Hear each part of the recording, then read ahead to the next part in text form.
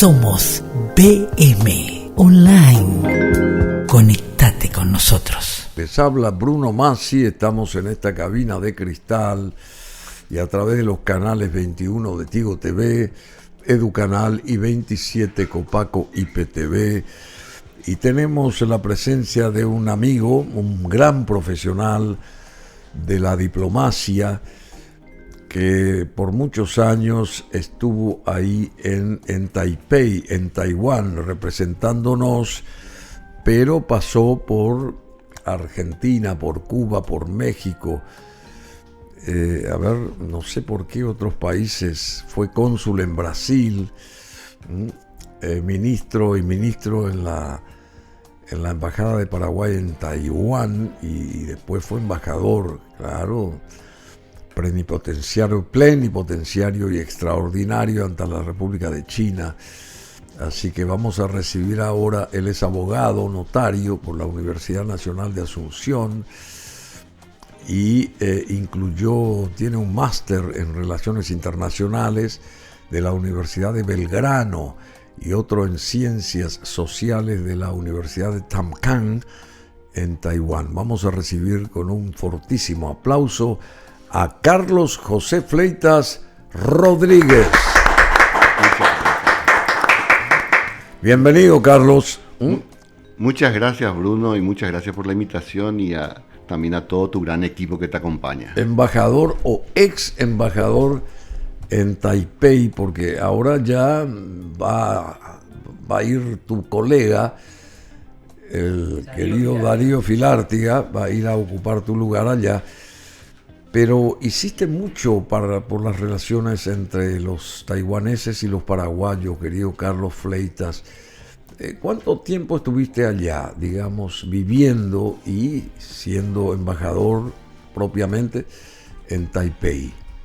En esta mi segunda misión en Taiwán como embajador fueron 3 años muy fecundos, muy prolíficos realmente, y que logramos lo que en la diplomacia siempre se quiere acceder, que es una relación win-win, ganar-ganar. Ganar-ganar. Exactamente. Win-win. ¿Por qué segunda estancia? ¿Porque vos tuviste una primera incursión allá en...? Efectivamente, del 2010 al 2013 estuve como ministro de embajada y encargado de negocios. Ah, claro. Entonces, y ahí habrás aprendido muchísimo también. Por supuesto. Y en esta segunda ocasión ya como embajador. De allí un poco que, aparte de eso, el hecho de haber estudiado allá mi maestría en la Tamkang University en Taipei, Taiwán, y haber hecho el curso de Fuxinkan. ¿Y qué es eso? Fuxinkan es un curso de desarrollo nacional, una especie de curso de lo que antes era una guerra política y que en la actualidad lo que se estudia es planificación estratégica. Decime, ¿y cuál es la diferencia entre ser, ¿cómo dijiste vos, formabas parte de la embajada paraguaya allá? Como ministro y posteriormente como encargado de negocios. Sí, ¿cuál es la diferencia de ser ministro encargado de negocios y después de embajador? ¿Hay mucha diferencia en ese aspecto? Sí, claro que sí, porque debemos recordar, Bruno, de que la carrera diplomática es como la carrera militar, tiene grados, así que se comienza con un tercer secretario, segundo secretario, primer secretario, consejero, ministro y luego embajador. Cuando en una embajada no hay embajador, como en la actualidad ocurre en Taiwán, uno queda como encargado de negocios, AI, ad interim, y en este caso cumple la función de embajador, pero no tiene la designación de embajador, entonces es encargado de negocios. Sí, yo entiendo eso. Una cosa es ser embajador, otra cosa es encargado de negocios o de negocios y no es la misma cosa, pero en la cotidianidad, en la función diaria, implica el hecho de ser embajador, es la responsabilidad absoluta de la misión diplomática, ¿verdad? Sabemos eso. Pero uno siente mayor responsabilidad ahí en ese cargo, digamos, o cambian los rótulos nomás. No, la responsabilidad es mucho mayor, porque siendo embajador, primero que uno tiene la plenipotencia, es decir, que uno puede adquirir en base a las instrucciones que uno recibe, obligaciones por el gobierno al cual representa. Y segundo, el hecho del tratamiento. Normalmente el tratamiento de un embajador varía de acuerdo a la antigüedad en el cargo. Un encargado de negocios siempre va después de los embajadores. Entonces es totalmente distinto. Si bien el rol de las acciones es el mismo, pero el tratamiento es totalmente diferente. Es totalmente diferente. ¿Y qué podés, en 3 años de estar como embajador allá en Taipei, cuál sería el resumen de tu actuar, digamos, de lo que vos conseguiste? Porque fuiste la piedra angular de nuestra representación y además una suerte de bisagra para lo que podíamos obtener de Taiwán y lo que Taiwán podía recibir de Paraguay. Realmente fueron años muy, pero muy buenos. Fructíferos. Totalmente fructíferos. Con solo decirte que en el tema de carne vacuna, nosotros en el 2016 exportábamos 4.000 toneladas y en el año 2024, es decir, el año pasado, exportamos 40.000. En el año 2022, en noviembre, hemos obtenido la apertura de la carne bovina. En el año 2023 exportamos 4.500 toneladas, en el 2024 9.500 y este año, si Dios quiere, estamos llegando ya a las 15.000 toneladas. Tanto en carne vacuna como en carne porcina se ha logrado el arancel cero. ¿Por qué es muy importante esto? Nosotros somos un país mediterráneo. Entonces el costo del flete es mucho mayor. ¿Por qué? Porque nuestros productos salen por barcaza. De aquí va hasta Montevideo y ahí va a un barco naviero rumbo a Taiwán. Son 3 meses.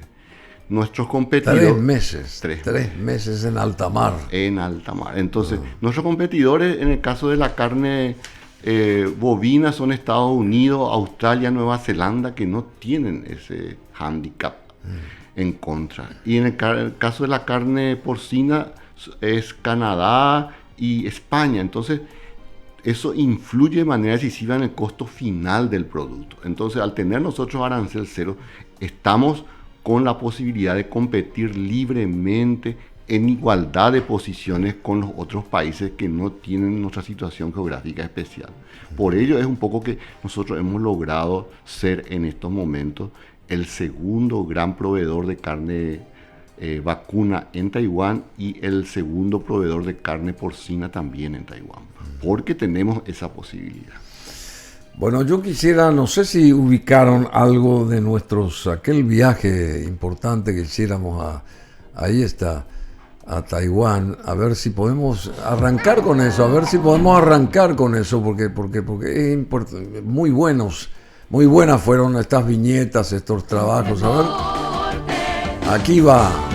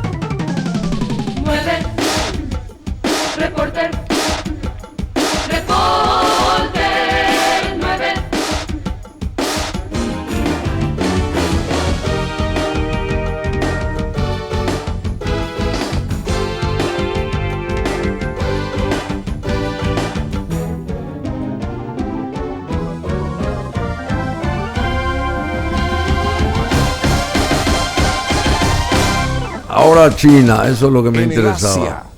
Estamos en una hermosa isla que tiene forma de tabaco y se halla estratégicamente ubicada.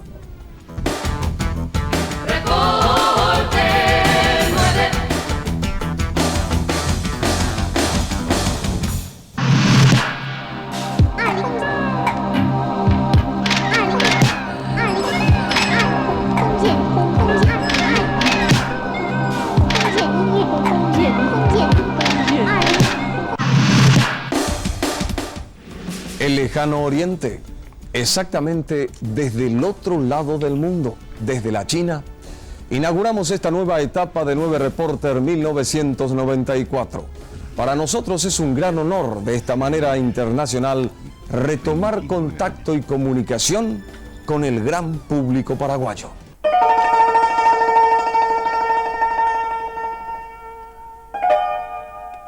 Conservando sus ancestrales características, aquí Oriente se encuentra 30 años pasaron, ¿eh? 30 años, 94, 31 años. 31 años. Impresionante. Realmente. ¿Y cómo es estar allá esto es Taiwán, es Taipei, un país impresionante donde la gente trabaja mucho, donde hay mucha historia también oriental, y cómo es vivir allá y estar allá 3 años, digamos, que uno percibe, recibe, y cómo, digamos, se forma uno también con un montón de nuevas creencias y ideología y qué sé yo. A ver, ahí estamos con Nila López, ese viaje increíble. ¿Qué nos decís, Carlos José Fleitas Rodríguez? Fuiste embajador hasta hace poco. Claro, es decir que te voy a parafrasear, es decir, una isla estratégicamente ubicada. Vos sabés que Taiwán forma parte del primer anillo de islas de protección de los Estados Unidos acerca de la expansión de China popular. Es decir, que está estratégicamente ubicada. El estrecho de Taiwán son 160 kilómetros que divide la costa de China popular de la isla de Formosa. Entonces, realmente es una isla estratégicamente ubicada, como vos decís, donde el desarrollo económico es abundante, y en los últimos 31 años desde tu visita hasta ahora uno puede observar donde realmente Taiwán ha crecido enormemente. En estos momentos es la isla que tiene el 63% de la producción mundial de microprocesadores y microchips. Pero para Paraguay, yo sostengo de que es la mejor opción de nuestra política exterior. Con esto un poco quiero... La mejor opción. Paraguay, es decir, Taiwán es la mejor opción de la política exterior paraguaya. ¿Y por qué digo esto? Porque días pasados justamente soy asiduo, veo tus programas y un economista estaba hablando sobre el tema. Y yo respeto mucho la posición de los productores y de Sergio Zapena. Pero debemos analizar de qué es un interés sectorial y qué es un interés general. El interés sectorial es que corresponde exclusivamente a un área determinada, es decir, el sector económico. Pero el interés general abarca todos los intereses que un país tiene: económico, político, cultural, social. ¿Y qué es la política exterior? Es el conjunto de acciones que realiza un Estado dentro del sistema internacional en defensa de sus intereses generales.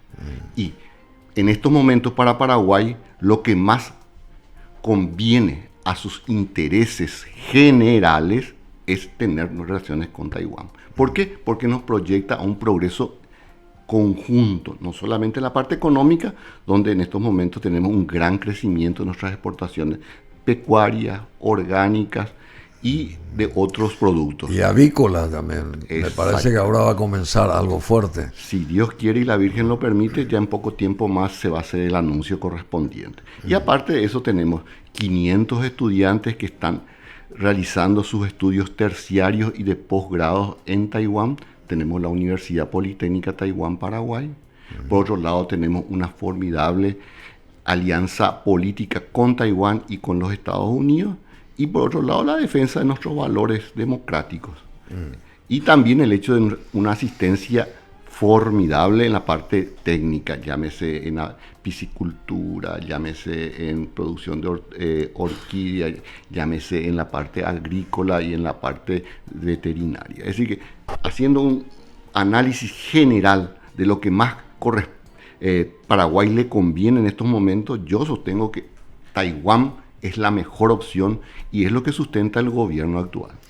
Bueno, ahí tenemos una imagen, digamos un gráfico que nos muestra la China continental, una parte de la misma, y Taiwán como la isla esta de Formosa, como se llamaba antes, y ahí su capital es Taipei. La consulta también acá al embajador Carlos Fleitas. ¿Por qué no se acentúa el crecimiento poblacional de Taiwán? Porque hace 30 años tenía prácticamente la misma población que ahora. O sea que no pasa de 25 millones de personas, 23 millones inclusive de personas. Como que no crece poblacionalmente el país, específicamente Taiwán. ¿Por qué? ¿A qué se debe eso? Y es un problema que se tiene en todo el continente asiático, que es el hecho de que en la actualidad los jóvenes no tienen más de un hijo, o directamente no tienen hijos porque consideran de que quieren desarrollarse ellos como personas. Tanto es así que los gobiernos, no solamente el de Taiwán, sino la propia China popular y Japón, dan incentivos para que las mujeres puedan tener más de un hijo. Sí, sí. Entonces, no hay un crecimiento positivo de la población. En este momento Taiwán tiene 23.500.000 habitantes. Sí, por eso. Es decir, que es lo mismo. Y hace 30 años tenía más o menos la misma cifra. Efectivamente. Entonces, hay incentivos por parte del gobierno para que crezca la natalidad, pero no es un problema solamente de Taiwán, sino es de todo el continente asiático. Y bueno, China continental también, de ser el país más poblado del mundo, pasó a ser el segundo, porque India le pasa, India creció poblacionalmente, y como que China se quedó, la China continental, y por eso ahora están incentivando a que las mujeres tengan más hijos, ¿verdad? Claro, porque vos te recordás que en la época de Mao Zedong estaba implementada la política de un solo hijo. ¿Qué sí, quiere claro. decir eso? Que solamente los chinos podían tener un solo hijo. Eso ocurrió hasta la década de los 80, donde se levantó esa política. ¿Y por qué? Porque ya se veía el crecimiento negativo de la población. No es que crece positivamente, sino negativo. ¿Y cuál es la repercusión directa en la economía? Que básicamente la tasa de pasivos, es decir, que la gente que se jubila, la gente que llega a ser mayor de 60 años y ya no trabaja, es mayor a veces de la tasa activa. Entonces, lo que quieren hacer es nivelar de vuelta esa situación de tal manera que la tasa de población activa sea superior y con su remuneración pueda llegar a solventar a los pasivos que ya no producen. Estuviste en 2 ocasiones allá diplomáticamente en Taipei, uniendo esos años, ¿ascienden a qué cantidad? Bueno, son 2 veces de 3 años, y aparte de eso tengo 2 cursos de Fushinkan y el curso de Desarrollo Nacional, aparte otra vez la maestría ¿En la total universidad. cuánto? Y 7, 8 años más o menos. Si De uno estar en va, contacto con el mundo de Taiwán. aparte de eso, el hecho de estar en contacto desde hace más de 20 años, porque la primera vez que viajé a Taiwán fue en el año 2002, es decir, que hace 23 años que tengo un contacto. Sí, bueno, pero cantidad de años viviendo ahí en esa comunidad. 7 años y medio más o menos. Bueno, ¿y qué uno aprende a disfrutar de ahí, digamos? ¿Qué uno aprende a conocer y aprende a disfrutar y aprende a estar como pez en el agua, digamos, ahí en Taiwán? ¿Qué es lo que más te llamó la atención y te llama la atención al estar ahí? Si de repente regresaras allá, supongamos, te vas a sentir otra vez en tu propio hábitat, digamos. ¿Aprendiste a querer al taiwanés, a las vivencias taiwanesas? ¿Es así? Sí. Yo siempre digo de que lo que uno más aprecia de Taiwán son los taiwaneses. Así. ¿Por qué? Por la amabilidad, la hospitalidad y por su gran capacidad de trabajo. Trabajan mucho. Vos eso te diste cuenta en tu estadía, en el sentido Sí. de que para ellos no hay sábado, domingo ni feriado y que ellos tienen una gran capacidad de trabajo y también las posibilidades que tenemos nosotros de aprender de ellos en numerosas áreas. Así que, y que en la actualidad, gracias a Dios, se ha volcado de manera positiva. Es decir, que yo veo con tanta alegría el tema del proyecto de la Universidad Politécnica Taiwán-Paraguay, que nuestros chicos se están formando en áreas donde teníamos realmente déficit de recursos humanos, como es ingeniería. Y que también podemos ya visualizar parques tecnológicos tanto acá en Asunción como en Ciudad del Este. Son áreas que realmente uno soñaba hace muchos años y que ahora ya son algo tangible. Se cristalizó. Exactamente, un sueño que se cristalizó de nuestras relaciones y que realmente, si uno dijera qué es lo que uno sueña para Paraguay, uno soñaría realmente que tenga el nivel de progreso que tiene esa sociedad. ¿Cómo es un día normal allá, siendo embajador o siendo paraguayo viviendo allá, digamos? ¿Cómo describirías un día normal en Taipei, digamos? ¿Cuáles son los momentos así interesantes? ¿Te acostumbras a toda esa metodología, primero de trabajo y después de convivencia? ¿Te acostumbras y cómo describirías esas vivencias, sí, exactamente allá en Taipei? Bueno, la embajada paraguaya en Taiwán es la embajada más lejana que tiene el Paraguay en el mundo. ¿Ah, Y sí? por eso en la actualidad son 11 horas de diferencia horaria. Así que eso hace un poco también la diferencia porque nuestra actividad normalmente comienza a las 9 de la mañana cuando comienzan las reuniones. La embajada abre a las 8, pero un trabajo interno a las 9 normalmente uno comienza a recibir gente y posteriormente almuerza, horario continuado, a la tarde también reuniones. Y allá las invitaciones para recepciones o para cenas son a las 6 de la tarde. A las 6. A las 6 es un horario totalmente diferente. ¿Por qué? Porque los restaurantes para las 9:30 están todos cerrados. ¿Ah, sí? ¿Sí? O sea, a partir de las 9:30 ya uno no encuentra ningún lugar ahí para comer, para cenar, para... Salvo casos que sean bares nocturnos para la juventud o dedicados exclusivamente a eso, pero un restaurante normal a las 9:30 ya está cerrado. Ah, ya está cerrado. Es decir, que es totalmente diferente. Acá cuando te invitan a cenar, te invitan a las 8 horas paraguayas, que es las 9 más o menos. Sí. Entonces es totalmente diferente. Pero en el caso nuestro, así que a la noche donde uno también se moviliza para poder dialogar con las autoridades, para poder dialogar con gente de Paraguay y recibir un poco de instrucciones de todo lo que uno tiene que realizar o de los problemas que surgen día a día. Aparte de eso, como tenemos una... O sea, estando desde allá para acá, digamos. Claro, es decir, que a la noche...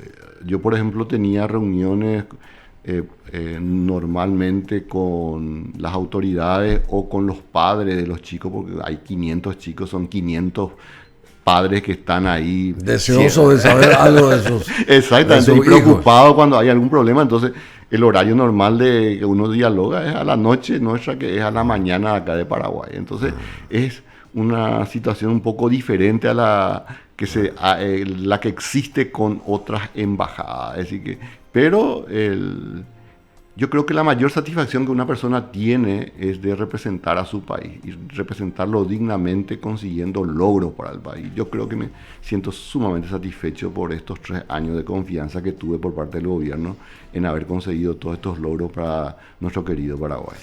No, yo sé eso. Vos sos muy, vuelvo a insistir, muy profesional, siempre fuiste. Y tenés más de 30 años en esto de la misión diplomática, ¿verdad? Exactamente. Tenés más de 30 años haciendo todo lo que haces de manera muy, muy honesta y profesional. ¿Y qué te dejan esos años, 7 en total o casi 8 en total de Taiwán? ¿Cómo te alecciona en lo personal el hecho de haber vivido casi 8 años allá, en distintas etapas, pero sumando los años y los tiempos son casi 8 años? ¿Qué te deja eso como experiencia, digamos? Primero, una cantidad inmensa de amigos. Amigos taiwaneses, comprender realmente la lucha de ellos, porque es una lucha de David y Goliat. Es decir, que... ¿Te referías a China continental? Claro, es decir, que vivir en Taiwán, yo siempre les digo a los chicos, es decir, que uno tiene que saber sopesar bien de que uno tiene varias áreas en las cuales uno siempre está preocupado. La primera de ellas es el tema de China popular, en el sentido que siempre existe la posibilidad latente de que ellos puedan tener algún tipo de acción contra Taiwán. Es una zona gris en estos momentos, que es una zona gris, una zona donde hay un conflicto de intereses, pero no llega a la conflagración bélica. El segundo aspecto son los tifones, que son normales y que son algo, si se quiere, que los taiwaneses necesitan, puesto que al no tener agua dulce, ellos utilizan los aguas de los tifones como reservorio, y después esa agua se trata y es la que nosotros en Taiwán consumimos o utilizamos. O sea, se aprovecha esa agua de los tifones. Exactamente. Pero que son o sea, el agua que cae del cielo. Exactamente. Hay grandes reservorios. Todo eso ellos aprovechan. Claro, porque no tienen otra opción, Bruno. Así que es una isla rodeada de mar, agua salada. Así que no se puede utilizar el agua salada para... Entiendo. Entonces, el agua de los tifones es el agua que se utiliza. Y tercero, que es una zona sísmica. Al ser una zona sísmica, los temblores son normales, y donde existe la posibilidad siempre de que pueda surgir algún evento que sobrepase los niveles normales. Es decir, que todos los edificios allá están construidos de tal manera a que puedan soportar temblores entre 6,5 hasta 7 en la escala Richter. Esos movimientos telúricos. Exactamente. Pero si sobrepasa esa escala, entonces ahí donde surgen realmente las tragedias humanas. Entonces siempre existe esa posibilidad. El último gran terremoto fue en el año 2001, donde hubo más de 10.000 muertos. Después de eso... 10.000 muertos. Sí, pero Taiwán lo que tiene es una gran capacidad de sobreponerse a la adversidad. Ellos pueden tener algún tipo de evento, ya sea sísmico o de tifones, pero inmediatamente sobreponen. ¿Por qué? Porque tienen todo planificado qué hacer en caso que ocurran estos tipos de eventos. Allá se planifica todo. Todo. Todo. Es más, es decir, hasta si se quiere, hay veces que uno no entiende, porque hay una visita, por ejemplo, de un presidente o un ministro y te pasan la agenda y dice, salida del hotel 8:12, llegada al ministerio 8:17, y se cumple. Totalmente planificado, de tal manera que no haya ninguna pérdida. Cuando uno va de visita a Taiwán, desde que uno se levanta hasta que uno se acuesta, está totalmente planificado el día que ellos van a tener. Así, che. Que no, y tuviste que acostumbrarte a eso, porque... Por supuesto. Viste que acá nosotros somos mucho más light en ese sentido, somos mucho más relajados. Decime, y aprendí, eso es lo que aprendiste, digamos, el ordenamiento, el cumplir horarios, y cómo es una amistad con una familia taiwanesa, digamos, un relacionamiento. ¿Cómo describirías vos ese relacionamiento? ¿Es normal como estando acá o en Brasil o en cualquier parte? ¿Es la misma cosa o hay otros códigos que hay que tener en cuenta? No, es diferente, porque primero es decir que el taiwanés siente un gran agradecimiento a Paraguay. ¿Ah, sí? Es decir que ellos son sumamente agradecidos por estos 68 años de relaciones ininterrumpidas y que nosotros hemos demostrado nuestra amistad en todos los momentos hacia este hermano país. Eso hace un poco que sea más fácil la relación. Y segundo, cuando uno entabla una amistad con ellos, esa amistad se traslada a todos los ámbitos de la vida, no solamente al ámbito laboral, sino también ellos te invitan a los eventos familiares, ellos te invitan a conocer a sus otros amigos, es decir, que uno participa activamente en la vida de esa persona. ¿Y la gastronomía? ¿Qué tal? ¿Qué tal es la gastronomía? Y realmente señalarte, decir, que la comida china que se come acá no es la comida china que se come allá. Es decir, acá, es distinta. Sí, porque acá se utiliza los alimentos paraguayos, es decir, que se adapta la comida china a lo que se come normalmente acá. En cambio allá es distinto. Allá es distinto, tiene otro sabor, pero es muy rica realmente y muy variada y muy extensa, porque allá podés comer comida china, cantonesa, pequinesa, puedes comer comida típica de Taiwán y comida de cualquier país del mundo. Así que Taipei es una ciudad cosmopolita donde uno puede encontrar ciudadanos de cualquier parte del mundo. ¿Qué población tiene Taipei? A ver si acompañamos con imágenes, muchachos, porque sin imágenes esto es una letanía, ¿verdad? ¿Y qué población tiene Taipei? Realmente con el Gran Taipei estamos llegando a 7 millones de habitantes más o menos. 7 millones. Sí, mucho. Es Taipei más el New Taipei City, como le dicen. La nueva ciudad de Taipei. Exactamente, pero lo más importante es la organización que ellos tienen. Por ejemplo, normalmente todos se mueven en lo que se llaman los MRT, que son los trenes urbanos que van en diferentes paradas y donde si bien es cierto el tráfico también es muy difícil, si no hubiese habido estos trenes hubiese sido imposible realmente. ¿Cómo son esos trenes? ¿Cómo son? Y son trenes que van algunos bajo tierra y otros por encima y que normalmente... ¿Cómo se llaman esos? MRT. MRT. Exactamente.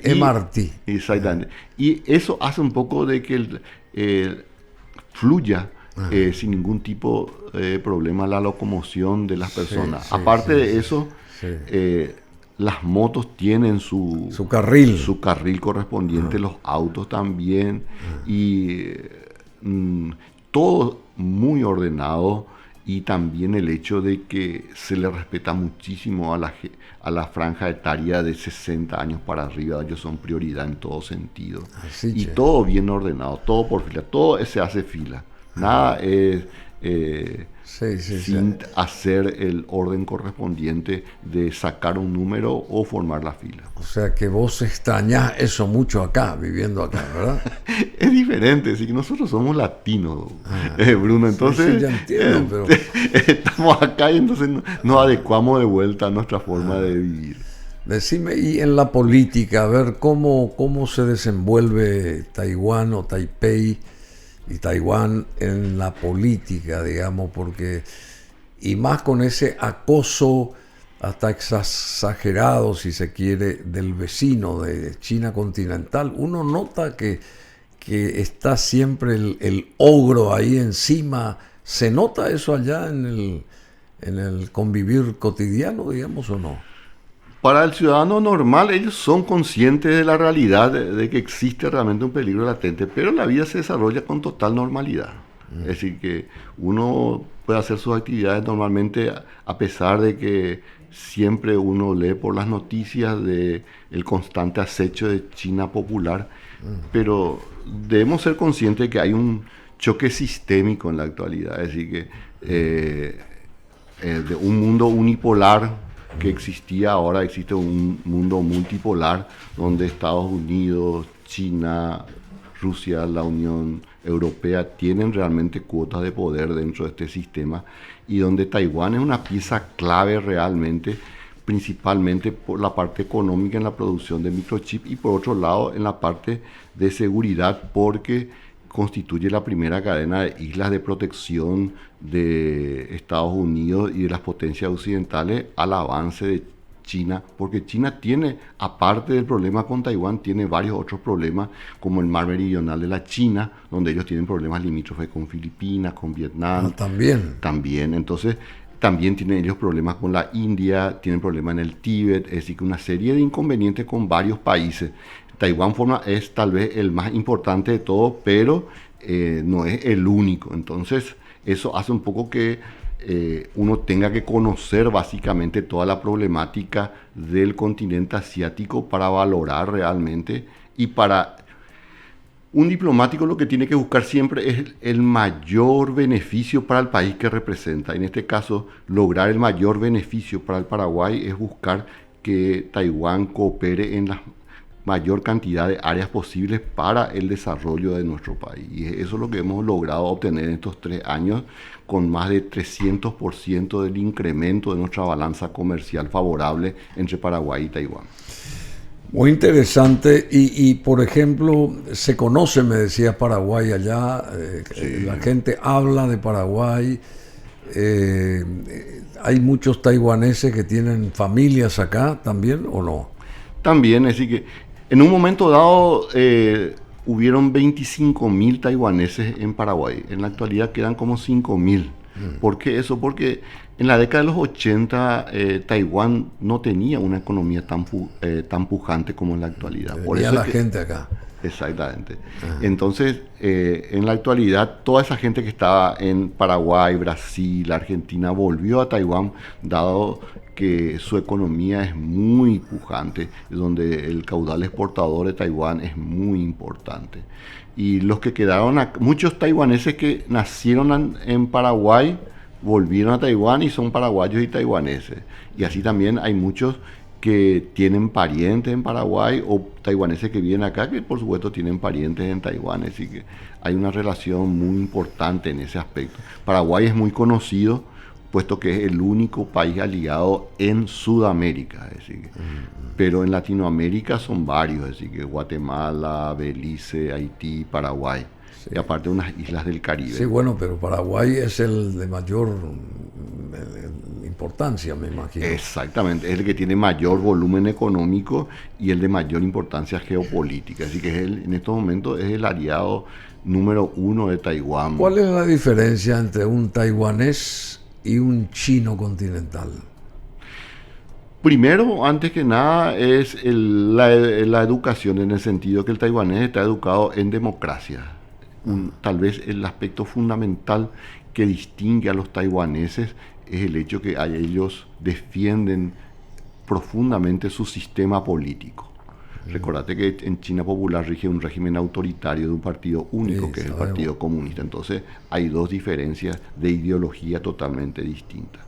Segundo, está el componente histórico, en el sentido que Taiwán, desde el año 49, cuando Chiang Kai-shek abandona la parte continental y se refugia en la isla de Formosa, va creciendo una población autóctona. ¿Qué quiere decir eso? Que nace en Taiwán y se cree taiwanés.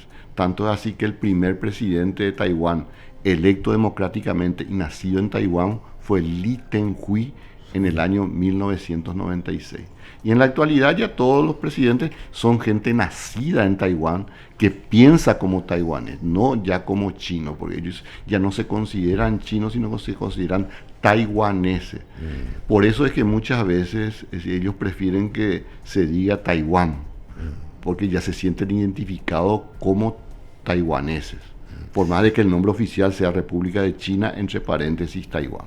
¿Y por qué sostiene Pekín que hay una sola China? Entonces, porque al decir hay solamente una China, y en Naciones Unidas hay 198 países que votaron por una sola China, ¿cómo se pelea, por decir así, cómo se contrarresta, mejor dicho, esa fuerza que tiene China de Pekín para con los ideales de Taiwán o de Taipei?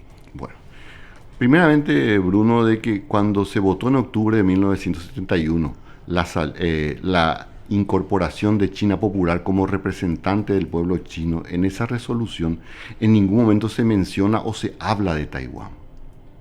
El principio de una sola China surge a través del consenso de Hong Kong, cuando se reúnen en 1999 representantes, como ellos no se reconocen como tal, representantes particulares, tanto de China Popular como en ese momento de la República de China en Taiwán, y ellos consensúan que existe una sola China, pero con dos interpretaciones.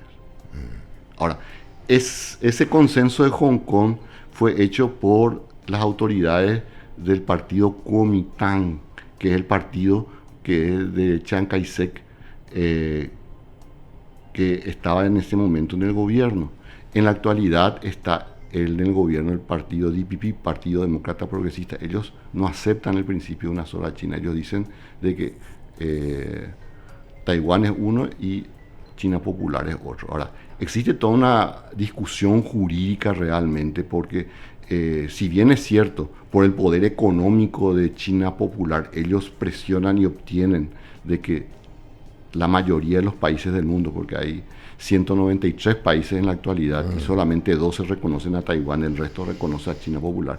Por el poder económico, por supuesto, todos van a querer estar con China Popular, pero jurídicamente hablando, si vamos a analizar lo que dice esa resolución, en ningún momento habla de Taiwán. Y si vamos al caso, Taiwán fue descubierta por Portugal, posteriormente fue colonizada por Holanda, luego por España volvieron los holandeses, luego los chinos. China durante la dinastía Qing pierde una guerra con Japón. Y ocupan los japoneses. Ocupan los japoneses a través del Tratado de Shimonoseki, en el cual dice que la isla de Formosa o de Taiwán forma parte del territorio japonés. Cuando Japón pierde la Segunda Guerra Mundial en el año 1945, Japón devuelve ese territorio, pero no le devuelve a la República Popular de China, porque la República Popular de China todavía no existía, le devuelve a la República de China, encabezada por Chiang Kai-shek. Entonces, cuando finaliza la Guerra Civil en el año 1949, el 1 de octubre, surge Mao Zedong proclama la República Popular China, y la República de China-Taiwán se cree sucesora de la República de China fundada por Sun Yat-sen. Entonces estamos hablando que Taiwán nunca estuvo bajo soberanía de China Popular. Por ende, no se puede hablar de reunificación por algo que nunca fue tuyo. Entonces Taiwán realmente es para los taiwaneses algo que a ellos les corresponde dirimir bajo qué sistema pueden ellos vivir. Y esa es una lucha constante que yo creo que alguna vez va a tener éxito, porque indudablemente ellos ya son un ente jurídico diferente a la República Popular. ¿Va a tener éxito en qué? O sea, que ¿Pekín va a poder gobernar Taiwán alguna vez o no? No, yo considero que a la larga va a surgir realmente la tesis de que Taiwán, al ser un ente jurídico totalmente distinto, con costumbres propias y autonomía, va a tener que tener una diferenciación de la República Popular China, porque ya no es, ni históricamente, ni jurídicamente, ni tampoco en la forma de pensar los chinos se asemejan a los taiwaneses. Y si se ponen a hablar un taiwanés con un pequinés, qué sé yo, son similares, el mismo idioma, hablan tienen la misma esencia, es así,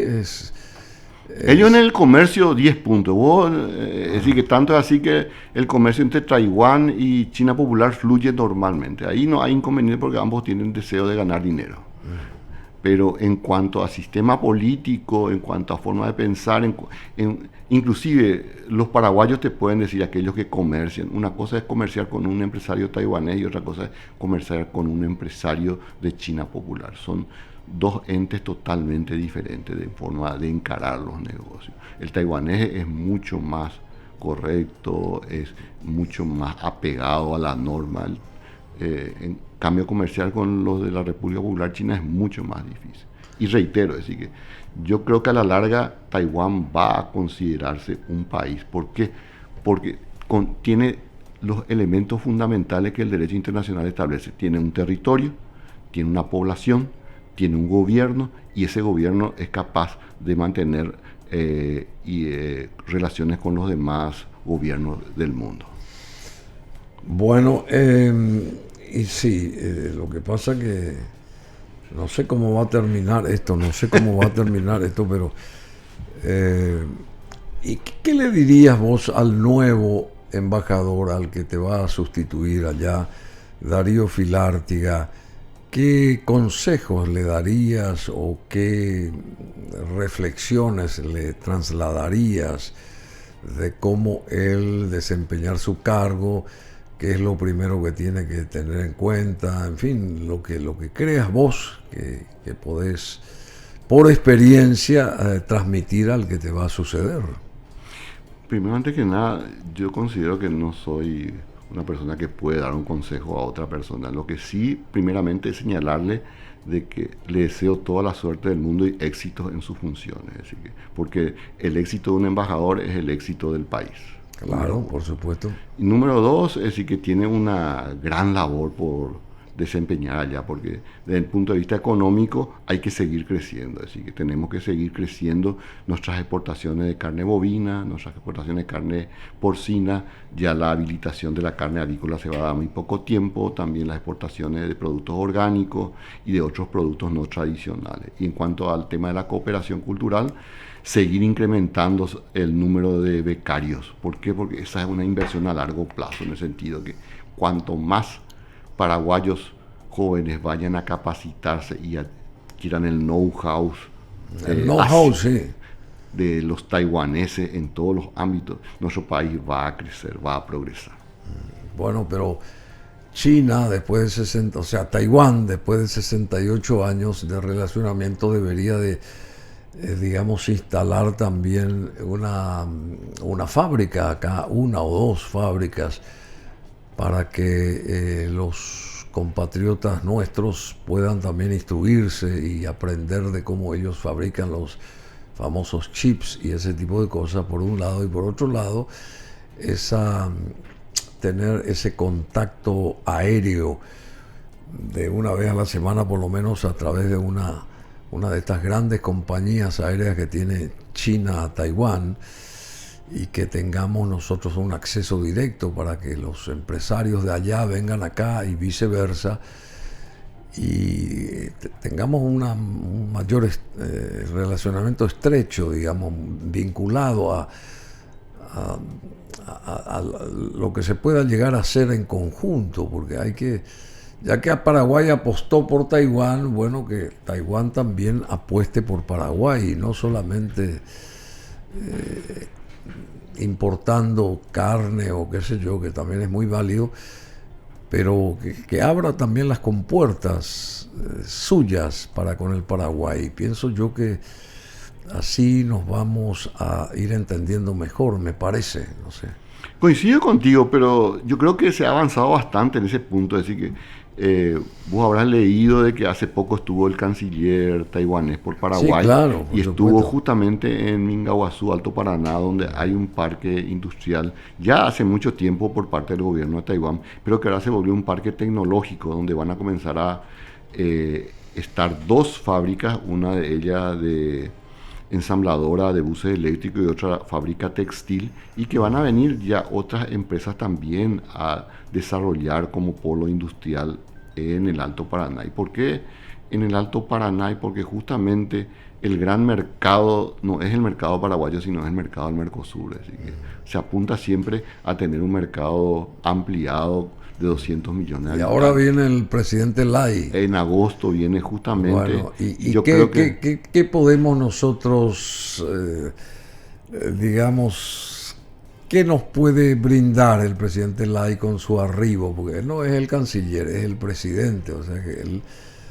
si se puede lograr algún acercamiento para con él a través de él para con Taipei, Asunción Taipei y viceversa, podemos conseguir, no sé, algo que no solamente sean buenas relaciones, sino a ver qué nos puede aportar también Taiwán a nosotros, porque es un momento crucial el que tenemos nosotros acá. Ya apuntamos los 70 años de relacionamiento con Taiwán, y nosotros necesitamos mayor apoyo también de Taiwán, te soy honesto.